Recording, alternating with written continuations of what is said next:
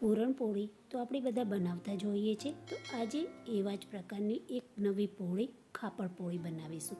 તેના માટે સૌપ્રથમ લીલું નારિયેળ લઈ તેને છીણી અને છીણ તૈયાર કરી લઈશું. એક કડાઈમાં 2 ચમચી જેટલું ઘી ગરમ કરવા મૂકી તેમાં તૈયાર કરેલું છીણ ઉમેરી થોડીવાર માટે તેને સાતળી લઈશું.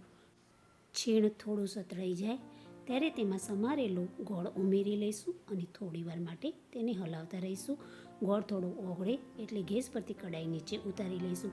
એક મિક્સર જારમાં શેકેલા સિંગદાણા, તલ, થોડા કાજુ, બદામ ઉમેરી તેનો પાવડર બનાવી સાતળેલા કોપરામાં મિલાવી લઈશું અને બધું બરોબર હલાવી લઈશું.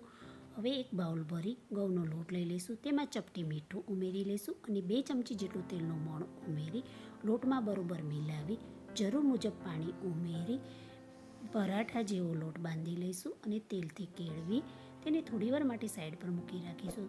પૂરણ ઠંડુ થઈ ગયું છે તો તેમાંથી એક સરખા ગોળા વાળી લઈશું અને એક પ્લેટમાં મૂકી દઈશું. હવે બાંધેલા લોટને થોડો મસળી તેમાંથી પણ લોહા પાડી લઈશું.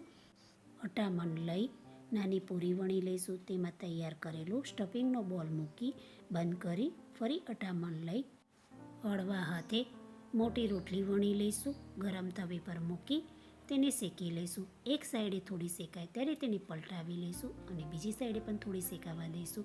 હવે તેની ઉપર થોડું ઘી લગાવી 2 સાઈડે બરોબર શેકી લઈશું. મારો વિડીયો તમને પસંદ આવતો હોય તો મારા વિડીયોને લાઈક, સબસ્ક્રાઈબ, શેર કરો જેથી અવનવી રેસીપી હું તમારા માટે લાવતી રહીશ. તમારા એક લાઈકથી મને ખૂબ ખુશી મળે છે.